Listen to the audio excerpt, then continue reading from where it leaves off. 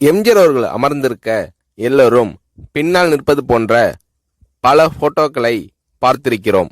ஆனால் இந்த படம் வித்தியாசமானது.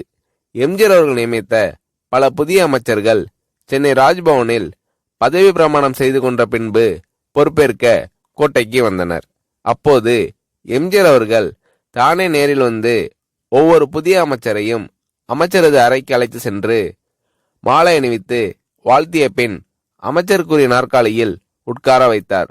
அது மட்டுமல்லாமல் அங்கிருந்த மற்ற சீனியர் அமைச்சர்களையும் எம்ஜிஆர் அவர்கள் அழைத்து புதிய அமைச்சரின் இருக்கைக்கு பின்னால் வரிசையாக நிற்க செய்து தானும் ஓரத்தில் நின்று குரூப் போட்டோ எடுத்துக்கொண்டார் எம்ஜிஆர் அவர்கள்.